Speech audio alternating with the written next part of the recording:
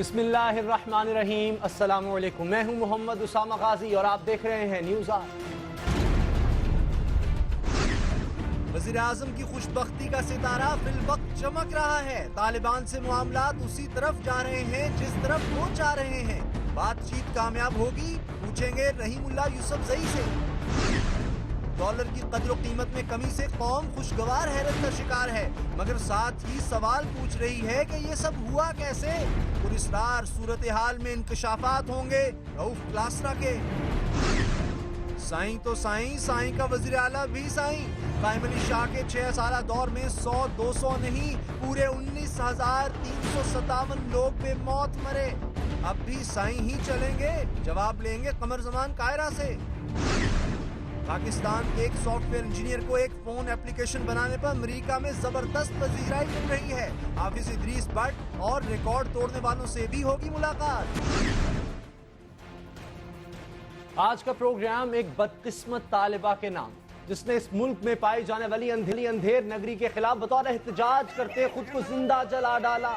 जो इसके साथ सानिया हुआ वो इस मुल्क के निज़ाम इंसाफ में कोई नई बात नहीं। रोज यहाँ का निज़ाम अपने खून आलूद पंजों से इंसाफ का कत्ल करता है, मगर 18 साल आमिना ने जो रास्ता इख्तियार किया, इस रास्ते पर चलना हर किसी के बस की बात नहीं। मुजफ्फरगढ़ की तहसील जितोई की 18 साल तालिबा आमिना के भाई के एक लड़की के साथ मरासिल थे।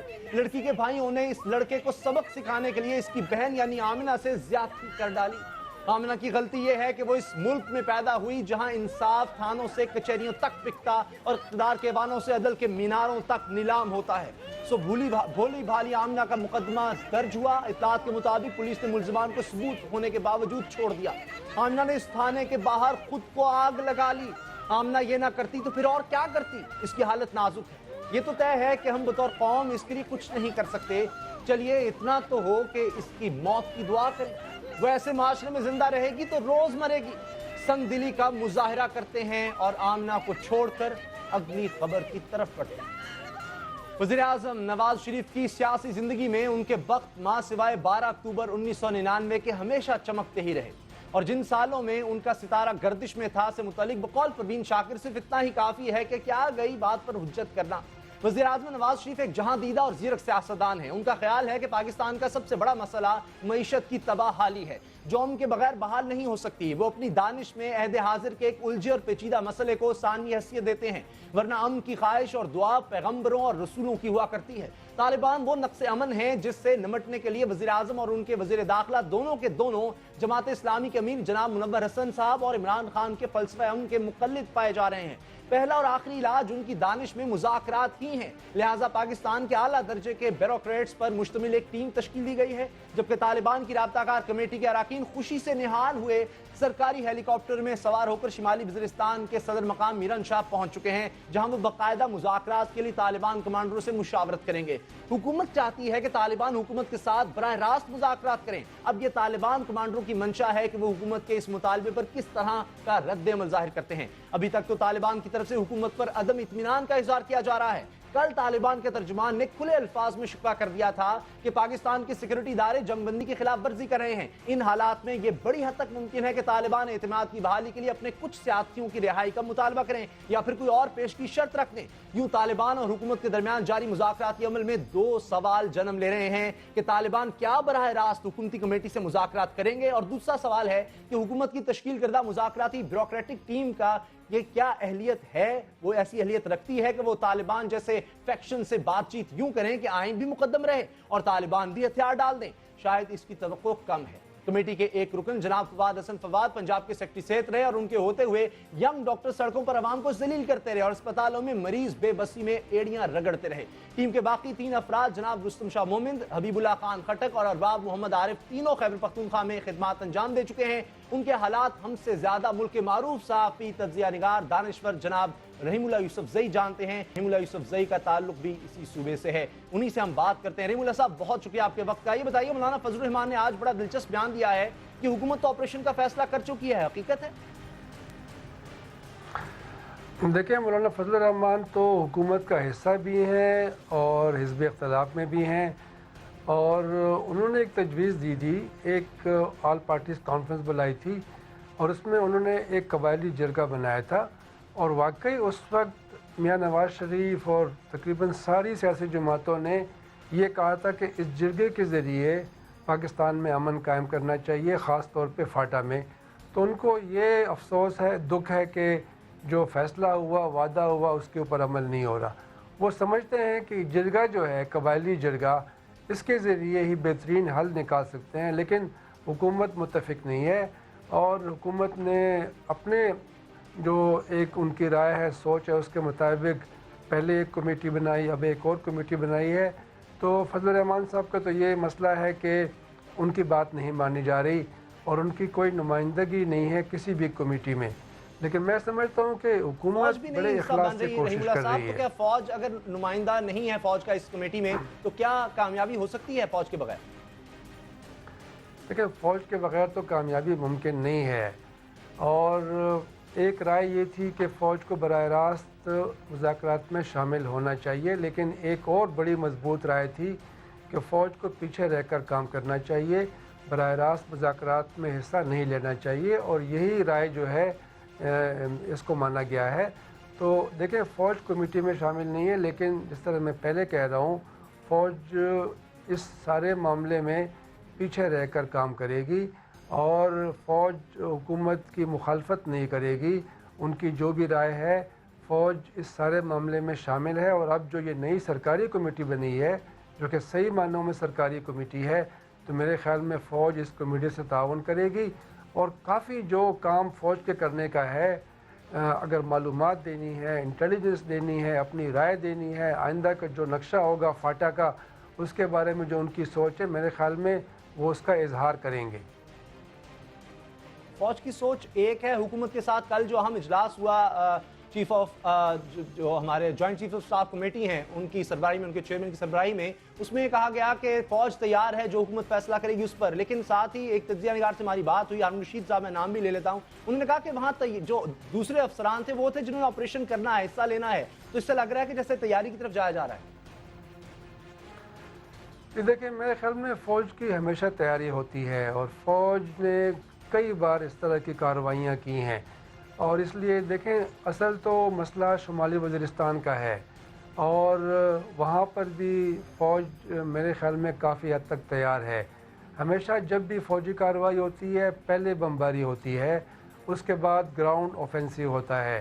البتہ یہ ہے کہ شمالی وزیرستان ایک پہاڑی علاقہ بھی ہے اور کافی وسیع، تو وہاں پہ جو ابھی فوج تعینات ہے وہ ناکافی ہے. اور کچھ علاقے ایسے ہیں، شوال وغیرہ، وہاں پر پہلے فوج تھی، اب فوج کی کمی ہے یا فوج نہیں ہے. تو میرے خیال میں ابھی تک مجھے لگتا نہیں ہے کہ وہ پلاننگ ہو گئی ہے، ڈپلائمنٹ ہو گئی ہے اور فوجی کارروائی ہونے والی ہے. میرے خیال میں ایسا نہیں ہے. اور حکومت مذاکرات کرے گی، مذاکرات میں وہ مزید کوشش کرے گی، کیونکہ وزیر اعظم نواز شریف، ان کی یہ ایک بڑی پختہ رائے ہے کہ مذاکرات کے ذریعے پہلے حل نکالنے کی کوشش کرنی چاہیے اور فوجی کارروائی جو ہوگی وہ آخری ایک حربہ ہوگا. بڑا سوال یہ ہے کہ جو اب نئی کمیٹی بنی ہے، بیوروکریٹس پر مشتمل ہے، رستم شاہ مومن بھی اس کا حصہ ہیں، تو کتنی یہ با اختیار ہے؟ کیا طالبان کے مطالبات ماننے کی اہلیت رکھتی ہے؟ میں تو کئی بار یہ کہہ چکا ہوں اسامہ کہ کوئی بھی کمیٹی اتنی بااختیار نہیں ہوگی کہ وہ وہیں میز پر بیٹھ کر مذاکرات کی میز آمنے سامنے بیٹھ کر فیصلے کرے گی. میرے خیال میں یہ کمیٹیاں یا جو اس طرح کی بات چیت ہوتی ہے وہ تجاویز دیتے ہیں. تجاویز ہوں گی، شاید کوئی مطالبات بھی ہوں گے، لیکن اس کے اوپر کوئی وعدہ نہیں کیا جائے گا. سب وہ لے کر پھر واپس آئیں گے. جو ان کے اپنے اپنے ادارے ہیں، طالبان کی شورا ہے اور حکومتی کمیٹی جو ہے وہ حکومت کے لوگوں کے پاس آئے گی. وزیر داخلہ ہیں، وزیر اعظم ہیں، اور پھر وزیر اعظم جو ہیں وہی فیصلہ کریں گے، لیکن وہ فوج کی بھی رائے لیں گے، باقی اداروں کی رائے لیں گے. تو میرے خیال میں چاہے کتنی ہی باری برکم کمیٹی نہ ہو، وہ با اختیار نہیں ہو سکتی. ہمارا نظام اس طرح کا ہے، ہمارے ہاں پارلیمنٹ ہے، ہمارے ہاں فوج ہے، ہمارے ہاں سول سوسائٹی ہے، میڈیا ہے. تو ان سب کا خیال کرنا پڑتا ہے، اس کے بعد ہی اس طرح کے بڑے فیصلے ہو سکتے ہیں. دوسری طرف کی بات کریں تو کیا طالبان بھی کوئی اپنی بااختیار کمیٹیاں بنائیں گے، مانیں گے اس کمیٹی کو؟ کیونکہ ان کو منانے کے لیے شاید ابھی تک تو رابطہ کار کمیٹی گئی بھی ہے شمالی وزیرستان. دیکھیں، یہ رابطہ کار کمیٹی جو ہے، جو کہ سیاسی لوگ ہیں اور طالبان کے حامی ہیں، طالبان نے ان کے اوپر اعتماد کیا ہے، وہ اس لیے گئے ہیں کہ طالبان کی شورا سے پوچھیں کہ وہ براہ راست حکومت کی کمیٹی سے بات چیت کرنے کو تیار ہیں۔ اگر تیار ہیں تو یہ بات چیت کہاں ہوگی اور کب ہوگی، کن شرائط کے اوپر ہوگی، تو یہ مشورہ ان سے ہو رہا ہے۔ اس کے علاوہ یہ جو کچھ خلاف ورزیاں بھی ہوئی ہیں جنگ بندی کی، اس کے بارے میں رائے لیں گے۔ جو گروپ جنہوں نے دعویٰ کیا کہ انہوں نے حملے کیے ہیں، اس کے بارے میں یہ طالبان کی شورا سے پوچھیں گے۔ طالبان نے اپنی مذاکراتی کمیٹی جو ہے، وہ ایک تو ان کی جو کمیٹی سیاسی لوگ ہیں، مولانا سمیع الحق وغیرہ، ابراہیم صاحب، لیکن ان کی ایک اپنی 4 رکنی مذاکراتی کمیٹی بھی ہے جس سے بات چیت ہوتی ہے، جو آئندہ بھی جا کر میرے خیال میں حکومت کی کمیٹی سے بات چیت کرے گی، تو وہ ان سے بات کرنے گئی ہوئی ہے۔ اور اس سفر کے بعد ہی یہ دیکھا جائے گا کہ کیا براہ راست مذاکرات ممکن ہیں اور کب تک اور کہاں پر۔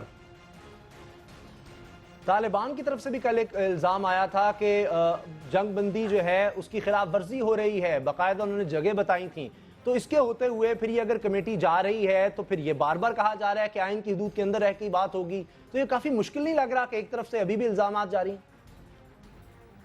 میرے خیال میں یہ الزامات تو لگیں گے، کیونکہ دیکھیں کافی واقعات ہوئے ہیں اور یہ 4-5 تو بڑے بڑے حملے بھی ہوئے اسلام آباد میں اور خیبر ایجنسی میں اور کرم ایجنسی میں اور ڈیر اسماعیل خان میں، تو ایک تو وہ بڑی خلاف ورزیاں ہوئیں، کسی اور گروپ نے دعویٰ کیا کہ یہ ہم نے کیا ہے، پھر طالبان بھی ابھی الزامات لگا رہے ہیں، میرے خیال میں وہ بھی جوابی الزامات لگا رہے ہیں، کیونکہ پہلے ان کے اوپر الزام لگا تھا کہ وہ جنگ بندی کو مؤثر نہیں بنا سکے۔ تو میرے خیال میں یہ تو ہمیں توقع تھی کہ اس طرح خلاف ورزیاں بھی ہوں گی اور شکایات بھی ہوں گی اور الزامات بھی لگیں گے، لیکن اصل بات یہ ہے کہ آج 13 دن ہو گئے ہیں جنگ بندی کا اعلان طالبان نے کیا یک طرفہ اور بغیر شرط کے، ابھی تک جنگ بندی کو نہیں توڑا گیا۔ 1 مہینے کے لیے جنگ بندی ہوئی ہے، میرا اپنا یہ خیال ہے کہ اس میں توسیع بھی ہو جائے گی، تو یہ اچھے آثار ہیں۔ اگر جنگ بندی مؤثر ہو جائے تو پھر مذاکرات آگے بڑھ سکتے ہیں۔ بھائی بہت بہت شکریہ رحیم اللہ یوسف زئی صاحب، سینئر کار، آپ نے ہمیں وقت دیا۔ جو حکومت نے کمیٹی بنائی تھی اس کے بھی یہ رکن رہے، ان کا کہنا ہے کہ ماحول سازگار نظر آ رہا ہے، جنگ بندی میں توسیع بھی ہو سکتی ہے، لیکن کوئی بھی کمیٹی حکومتی جو نئی کمیٹی بنی ہے، چاہے وہی نہ ہو، کوئی بھی اتنا با اختیار نہیں ہے کہ فیصلے کر سکے، آخر میں فیصلہ وزیر اعظم کو لینا ہوگا۔ نیوز آور میں ملیں گے بریک کے بعد۔ ڈالر کی قدر و قیمت میں کمی سے قوم خوشگوار حیرت کا شکار ہے، مگر ساتھ ہی سوال پوچھ رہی ہے کہ یہ سب ہوا کیسے؟ پراسرار صورتحال میں انکشافات ہوں گے رؤف کلاسرا کے۔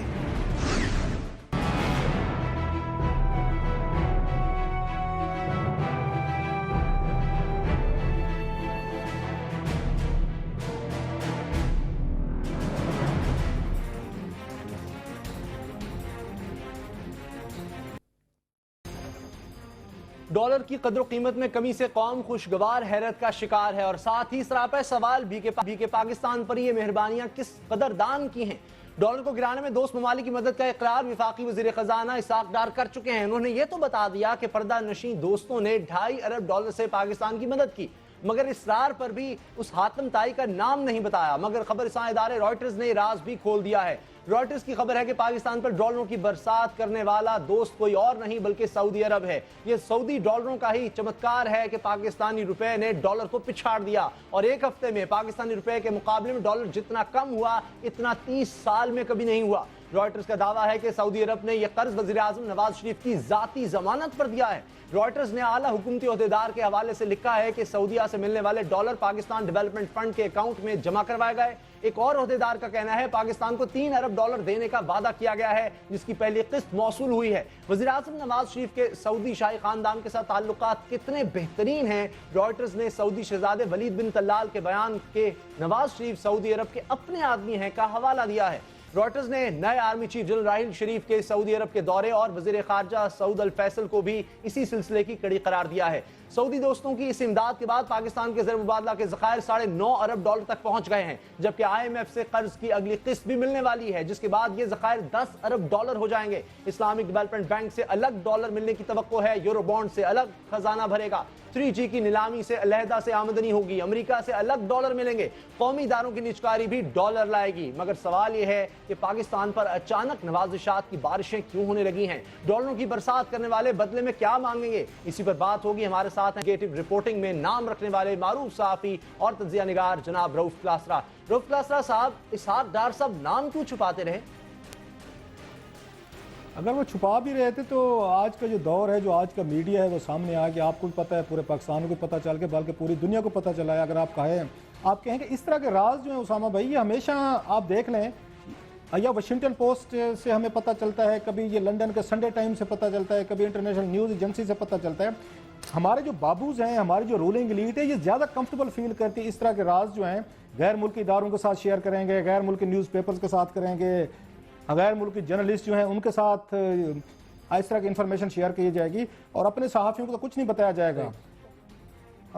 लेकिन इस तरह की बातें जो हैं, इस तरह के जो राज हैं, वो राज नहीं रहते। मेरा ख्याल है ऑलरेडी, मैं आपकी सॉरी बात काटूं, ऑलरेडी इसके राइटर की खबर आने से पहले वो ठीक है सरकारी तौर पर कोई स्टोरी नहीं आ रही थी, लेकिन मेरा ख्याल सबको पता था कि डॉलर कहाँ से आ रहे हैं, इसके पीछे किसका हाथ है। और पर्टिकुलरली जब ये यहाँ पे सऊदी किंग गए थे और कुछ डेवलपमेंट्स हुई थी, आपको याद होगा शायद खकान अब्बासी साहब ने उनकी विजिट के बाद फ़ौरन बयान दिया था कि ईरान के साथ पाइपलाइन जो है शायद उस पर काम जारी नहीं रहेगा। उसके बाद उनका इंडिया जाना, हमारे आर्मी चीफ का वहाँ पे जाना, सऊदी अरब जाना, सो ये तमाम इंडिकेशंस आ रहे थे कि सऊदीज़ जो हैं वो शाम में कुछ ना कुछ प्रॉक्सी वार लड़ना चाहते हैं। और जैसे अफगानिस्तान के मामले में पाकिस्तान को यूज़ किया गया था, अब एक दफ़ा पाकिस्तान को फिर इस्तेमाल किया जाना है, और जिसमें मेरा नहीं ख्याल कि ये कोई इनका एडवाइजेबल स्टेप होगा। एक बहुत बड़ी हमने ऑलरेडी प्रॉक्सी वार अमेरिकन के कहने पर लड़ी थी, अब हम सऊदीज़ के कहने पर लड़ने जा रहे हैं, तो इससे मेरा नहीं ख्याल पाकिस्तान की सर्विस होगी।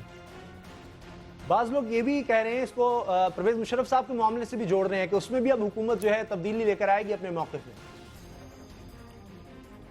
उसामा, आपको याद हो तो ये तो पहले हुकूमत पेशकश कर चुकी है। जो एक स्टोरी सामने आई थी उसमें तो कहा गया था 5 लोग थे जो PML नवाज के ये गए थे, जिसमें एक तहरीक इंसाफ का भी एक लीडर थे, ये एक पेशकश लेके वहाँ पे जनाब मुशर्रफ साहब के फार्म हाउस पे गए थे।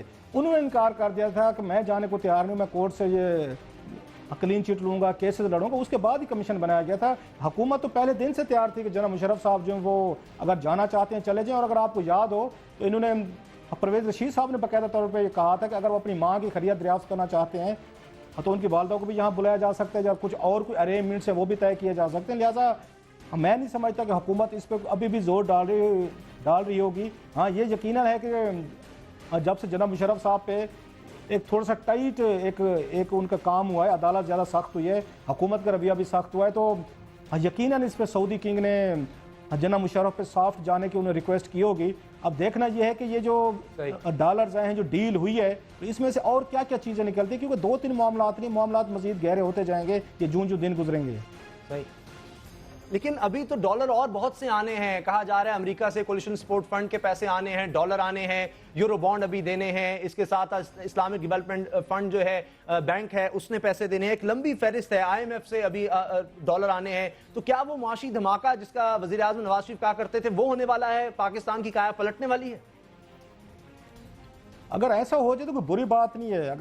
अगर हमारी इकॉनमी बेहतर हो सकती है, स्ट्रांग हो सकती है, और यही बात हम पहले भी कहते रहे हैं, सऊदीज़ की जो एक तरह की डिस्क्रिमिनेशन रही है। आपको याद होगा जब ये नवाज शरीफ साहब खुद आए थे, इनको फ्री तेल उन्होंने देना शुरू किया था 97 में। जब अटामिक हमारे ब्लास्ट किया गया तो भी उन्होंने डेफर बेसिस पेमेंट पे दिया। जब जनाब मुशर्रफ साहब है, उनके पूरे दौर में 8 साल हमने देखा फ्री तेल मिलता रहा है।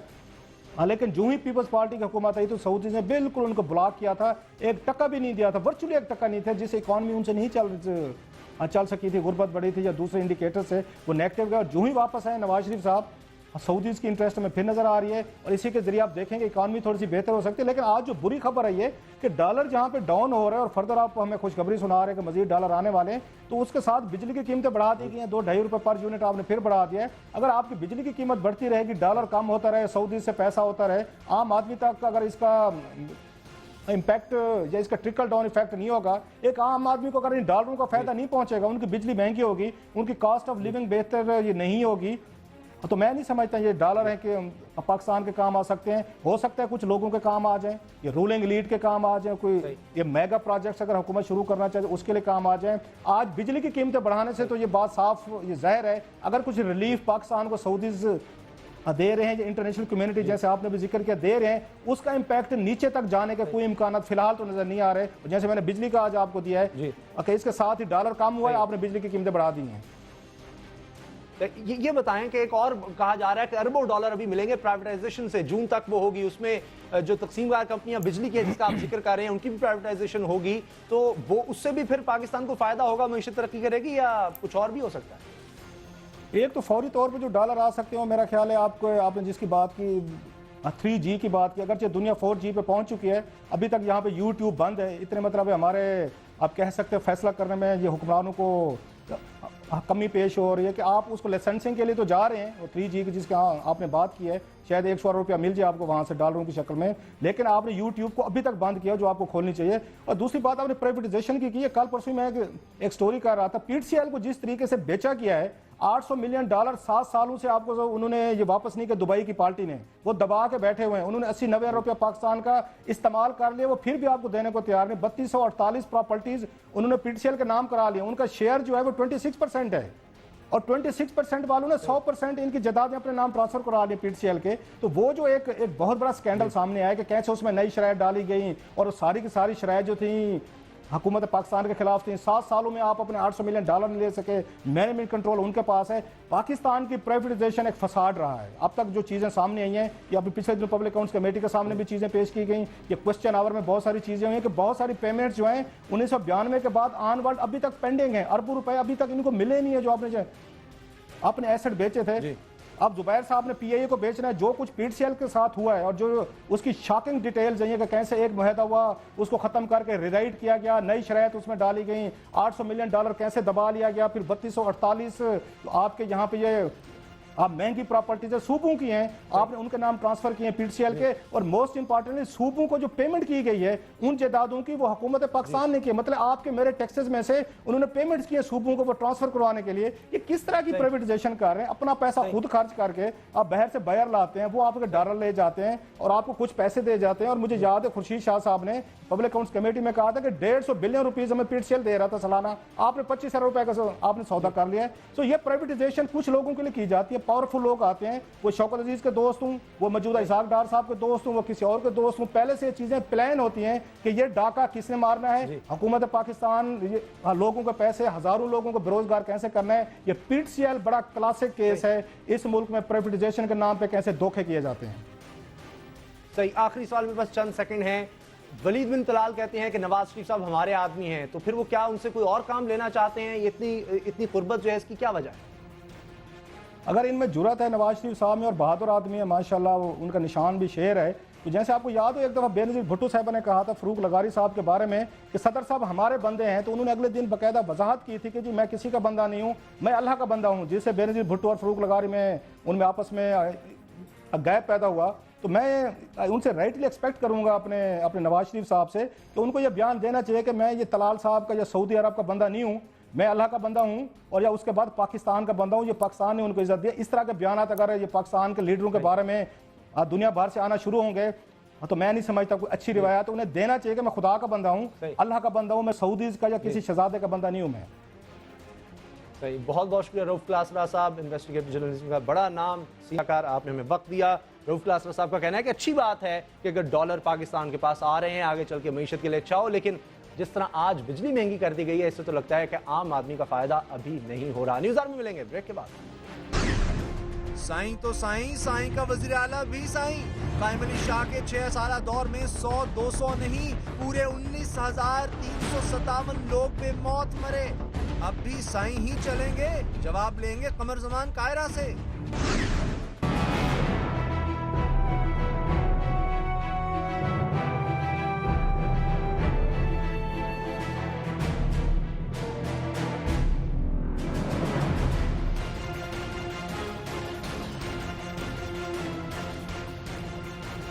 सिंध के वज़ीर आला जनाब कायम अली शाह की हुकूमत आबाद रहे कि आज लियारी में कुछ लोगों ने हालात से तंग आकर नकल मकानी शुरू कर दी है। बहुत से लोग अपने घरों को ताले लगाकर उनकी चाबियां पुलिस के हवाले करके दूसरी जगहों पर मुंतकिल हो गए। जनाब वज़ीर आला कायम अली शाह ने अब लियारी में सर्जिकल ऑपरेशन का ऐलान कर दिया है, मगर उस वक्त जब उनके खिलाफ हाला में बगावत का अलम बुलंद हो चुका है। थर के हालात का जिम्मेदार कौन है, पीपल्स पार्टी के अंदर बहस चल रही है। मखदूम अमीन फहीम कहते हैं कि थर में होने वाली हलाकतों का जिम्मेदार उनका वजीर बेटा नहीं मगर वजीर आला उनको फारिग करना चाह रहे हैं। उधर लियारी में होने वाली हालिया दहशतगर्दी पर मौला बख्श चांडियो कहते हैं कि ये सिंध को तोड़ने की साजिश है। तासुर यह जा रहा है कुछ एक इस तरह की एक ऐसी तंजीम है कि लियारी में सिर्फ गैंगवार लोग रहते हैं या गैंगवार से मुंसलिक लोग हैं वहाँ पर। ऐसा है नहीं, तो पूरे सिंध के पीपल्स पार्टी के लोग मौजूद थे और उन्हें मैंने बताया कि भाई जो चीज़ें यहाँ हो रही हैं असल हकीकत ये नहीं है, असल हकीकत ये। कराची भी सिंध का एक अटूट हिस्सा है और जो भी सिंध का बेटा है वो कराची को सिंध से अलग का तस्वर नहीं कर सकता, लेकिन जो कराची के लियारी में अमन अमान ख़राब करेगा, कराची के लोकल लोगों को और लोगों को लड़ाएंगे बीच में, और कराची के लोगों पर जो मसाले उठाए जाएंगे किसी भी नाम पे, वो कराची को अलग करने की साजिश का हिस्सा है। पीपल्स पार्टी और सिंध हुकूमत के पास लियारी से थर तक अपनी कजरवी और नाअहली के उज़र हजार, मगर मेरे हाथ में सिंध हुकूमत का 6 साला नामा अमाल है। साईं तो साईं का वज़ीर आला भी साईं। बेनज़ीर भुट्टो के मुस्तरद करदा शख्स को साईं आसिफ अली जरदारी ने दूसरी बार सिंध की वजारत आला सौंप दी और उन 6 सालों में सिंध में कुल 19,357 लोग गैर तबई मौत मरे। कराची में टारगेट किलिंग का आलम यह रहा कि 2008 में 267, 2009 में 291, 2010 में 748, 2011 में 1700, 2012 में 2300 और 2013 में 2700 शहरियों का कत्ल हुआ। ट्रैफिक हादसात में 2008 में 1066, 2009 में 961, 2010 में 1031, 2011 में 927 और 2013 में 677 शहरी मारे गए। हर तरह की दहशतगर्दी में 2010 के दौरान 996, 2011 में 1211, 2012 में 1553, 2013 में 1668 और 2014 में 273 अफराद जाँ बाक हुए। पिछले 6 साल दौर में पीपल्स पार्टी की नाकामियों के सिलसिले तवील तर और कामयाबियों के मामले अव्वल तो गायब हैं और अगर कहीं पर कुछ है भी तो कलील तर।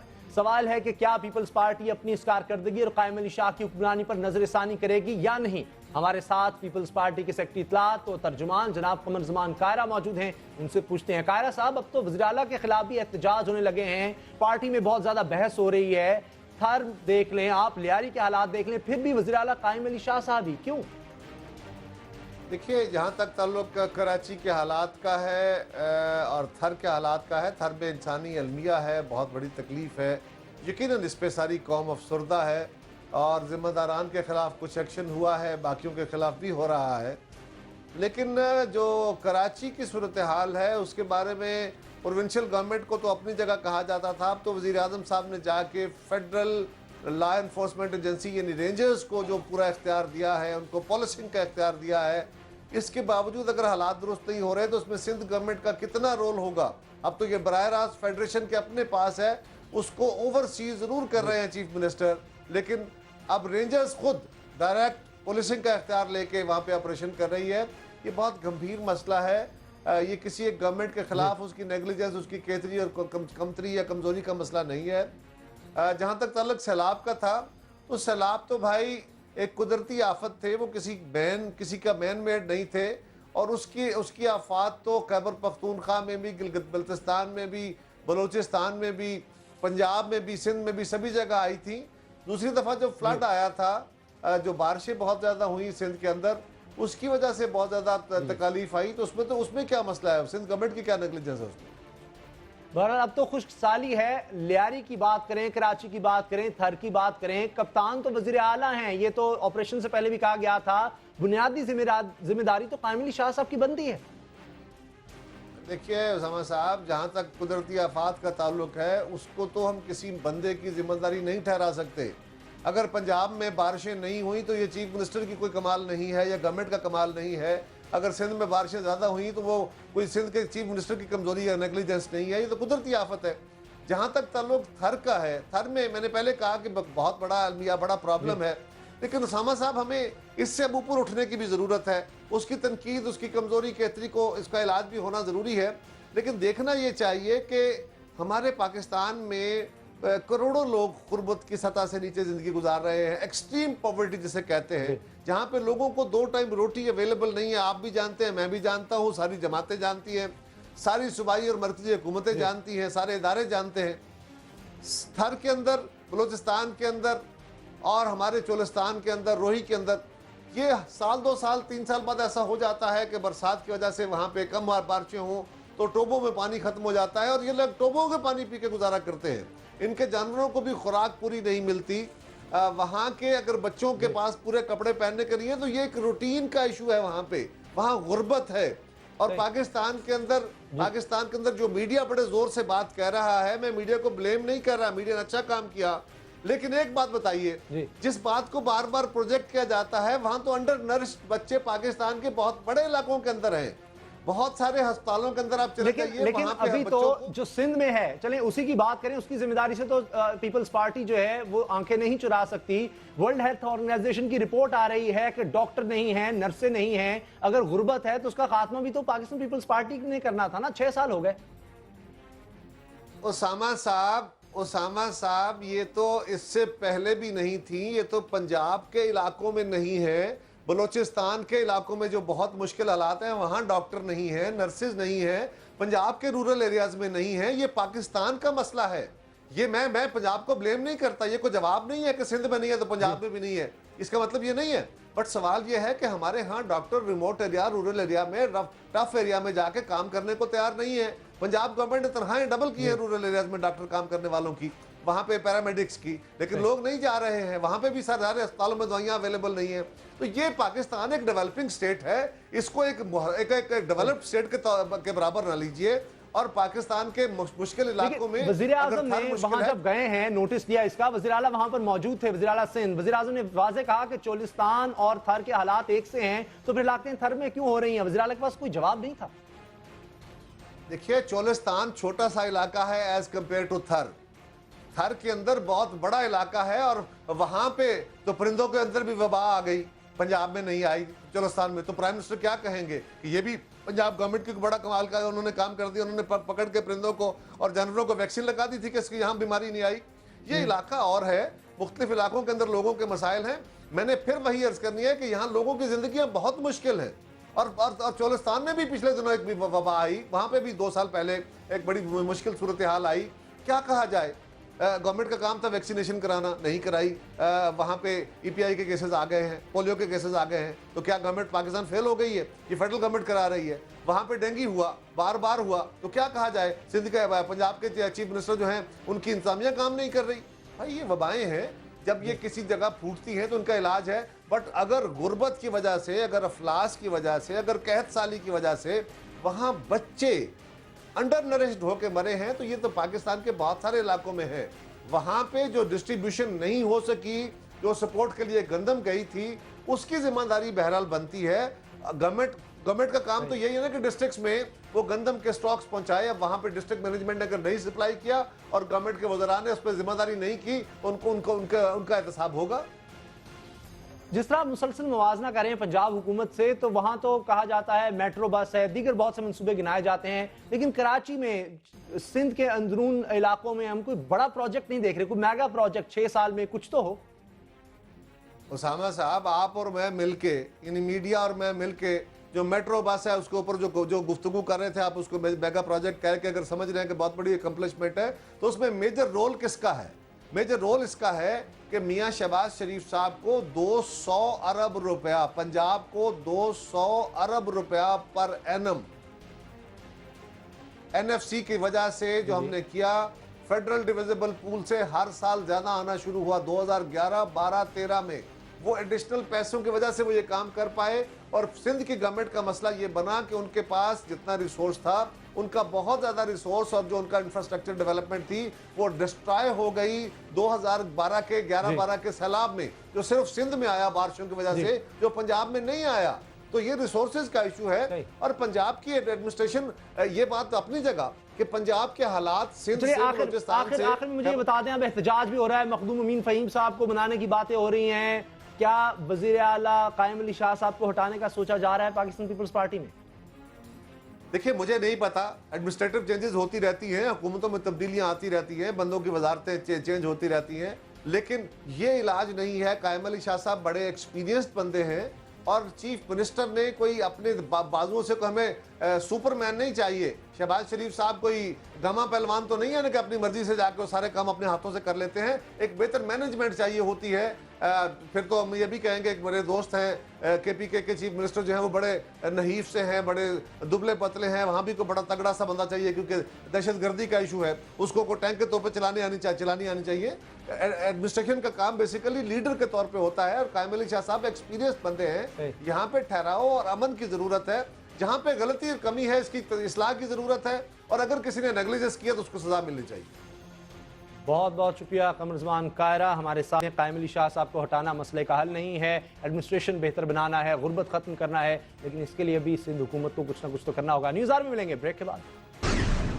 पाकिस्तान के एक सॉफ्टवेयर इंजीनियर को एक फोन एप्लीकेशन बनाने पर अमेरिका में जबरदस्त पजीराई मिल रही है। हाफिज इदरीस भट्ट और रिकॉर्ड तोड़ने वालों से भी होगी मुलाकात।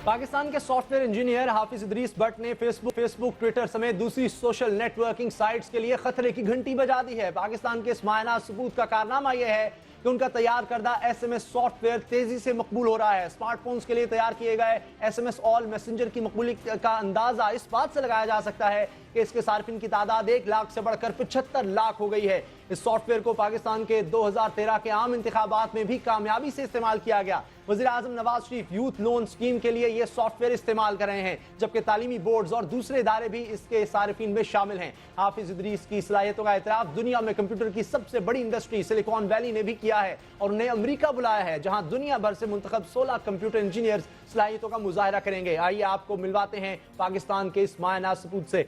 हाफिज इदरीस भट्ट साहब, पहले तो बहुत मुबारक हो आपको पजीराई मिल रही है। ये बताएं ये असल में प्रोग्राम है क्या, किस तरह आपके जहन में आया? SMS ऑल जी एक सोशल नेटवर्क है जो हमने डिज़ाइन किया है पाकिस्तान के मोबाइल फ़ोन यूज़र्स के लिए। आपके पास कोई भी मोबाइल फ़ोन हो, अगर उसमें स्मार्टफोन होने की कोई रिक्वायरमेंट नहीं है, इसके लिए कोई इंटरनेट भी नहीं चाहिए, SMS को यूज़ करते हुए आप अपने फ्रेंड्स और फैमिली मेम्बर्स के साथ इन टच रह सकते हैं। एक SMS आप भेजते हैं, वो 15 से 20, 25, 30 जितने भी लोग आपके सर्कल में हैं उनको जाता है और उनका रिप्लाई भी तमाम लोगों को आता है। और इसका आइडिया जो है वो कुछ अर्सा पहले हमें याद है हमारे पाकिस्तान में एक ज़लज़ला आया था और उसके दौरान कोऑर्डिनेशन करने के लिए, हेल्प रिलीफ एफर्ट्स के लिए दिक्कत आ रही थी। तो उस वक्त ये ऑन द स्पॉट ये चीज़ समझ में आई कि क्या हम मोबाइल को यूज़ करते हुए एक कम्युनिकेशन को फैसिलिटेट कर सकते हैं। वहाँ से फिर ये स्टार्ट हुआ और उसके बाद फिर वायरली ये ग्रो किया वर्ड ऑफ माउथ के ज़रिए। पहले चंद हज़ार लोग, फिर उसके बाद लाखों लोग इसके अंदर जो है वो शामिल हुए, लोगों ने अपने ग्रुप्स बनाए और आज जो है ये सबसे ज़्यादा जो इसकी ग्रोथ हुई वो ड्यूरिंग इलेक्शंस पाकिस्तान के 2013 जो जनरल इलेक्शंस थे, उसमें पॉलिटिकल पार्टीज़ ने भी इसकी अफादियत को जो है वो एक्नॉलेज किया और तकरीबन 40 लाख लोग सिर्फ एक साल के अरसे में इस नेटवर्क के अंदर ऐड हुए। तो क्या हर कोई इसे इस्तेमाल कर सकता है? यानी एक SMS की कीमत में जितने लोगों को चाहे आप SMS कर सकते हैं किसी भी फ़ोन से? जी बिल्कुल, बहुत ही आसान है। हमारा एक शॉर्ट कोड है, नंबर है 8001 8001।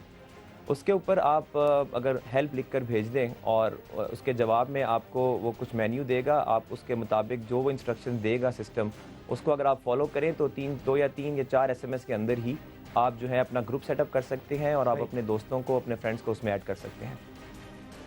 इसकी वजह से अब आपको अमेरिका भी बुलाया गया है, क्या उम्मीदें हैं आपकी? देखें, हमारे इस काम को, ये हमारी ग्रोथ है, इस लेवल पे जो ग्रो किया है हमने इस पाकिस्तान के अंदर, और उसके बाद हमने स्मार्टफोन्स के लिए भी, अब चूँकि पाकिस्तान में स्मार्टफोन्स भी अब ग्रो कर रहे हैं, तो स्मार्टफोन्स के लिए, एंड्रॉयड फ़ोन के लिए हमने एक मैसेजिंग एप्लीकेशन बनाई है जो कह सकते हैं कि आसानी के लिए व्हाट्सएप की तरह की एक एप्लीकेशन है जो फ्री मैसेजिंग आपको करने देगी अपने दोस्तों के साथ जो भी एंड्रॉयड फ़ोन रखते हैं। इसको प्रमोट करने के लिए और इसके बारे में कि پلان کرنے کے لیے, اسٹریٹجائز کرنے کے لیے کہ کیسے اس کو ہم دنیا کے اندر پھیلا سکتے ہیں اور پوری دنیا پاکستان کے ساتھ محدود نہ رہے, پوری دنیا میں اس کے یوزرز ہمیں ملیں. اس کے لیے یہ اس لیے آپ پروگرام ہے وہاں پر جا رہے ہیں اور امید کرتے ہیں کہ وہاں بھی آپ پاکستان کا نام روشن کریں گے. بہت شکریہ حافظ صاحب, ایک ہیرو ہیں پاکستان کے لیے, پاکستان کا نام روشن کر رہے ہیں, لیکن کچھ اور ہیروز ہیں جنہوں نے ورلڈ ریکارڈ بنایا ہے, پاکستان کا نام روشن کیا ہے. ان سے میں نے ملاقات کی, ہلکی پھلکی ملاقات. کیسی رہی آپ کو مناظر دکھائیں. اس وقت میں موجود ہوں ایوب اسٹیڈیم لاہور میں. آپ نے بڑا دیکھا ہوگا یوتھ فیسٹیول میں جو ہوا ہے, وہاں پر ورلڈ ریکارڈ بنے ہیں پنجاب میں. جن لڑکوں نے وہ ورلڈ ریکارڈ بنائے ہیں وہ کس طرح کے انسان ہیں, کیا وہ کرتے ہیں, وہ تمام ورلڈ ریکارڈ ہولڈرز آج ہمارے ساتھ ہوں گے, ان سے ہم بات کریں گے. آئیے آپ کو ان سے ملواتے ہیں.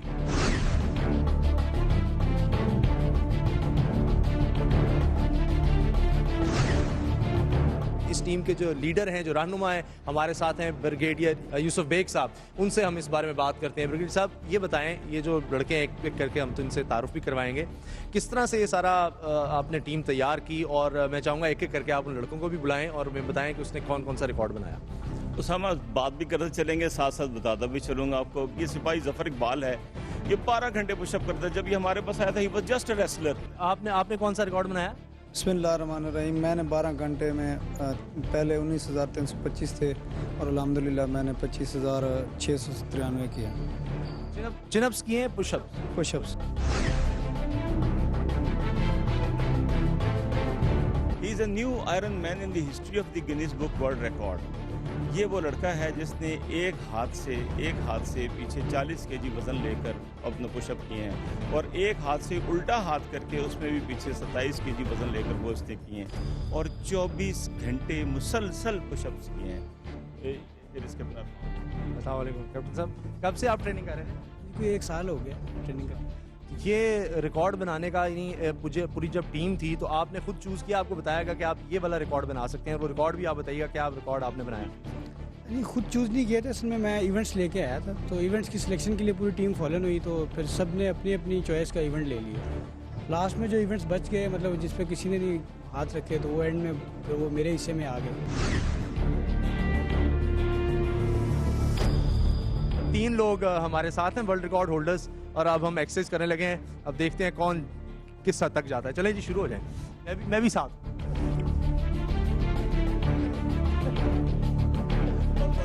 میں دونوں ہاتھوں سے کرتا ہوں. چلیں جی.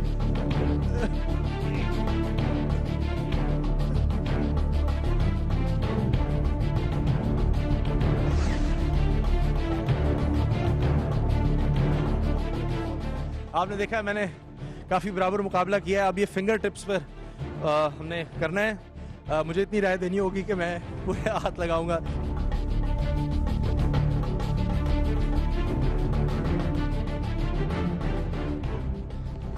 بہت مشکل کام ہے, آپ یقین کریں, جس کو یقین نہیں آ رہا وہ گھر خود کر کے دیکھ لے.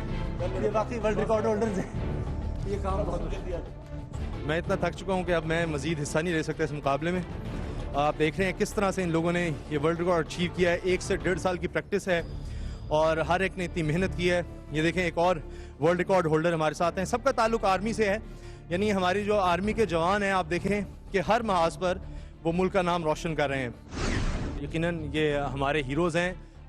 جو بڑے بڑے مقابلے جیتے جاتے ہیں ان میں تو لوگوں کو نام یاد رہ جاتے ہیں. دیکھتے ہیں, میرا خیال ہے کہ ان لوگوں کی بھی حوصلہ افزائی کرنے کی ضرورت ہے تاکہ یہ اور ورلڈ ریکارڈ بنا سکیں اور پوری دنیا میں پاکستان کا, اپنے ملک کا نام روشن کر سکیں. بہت شکریہ.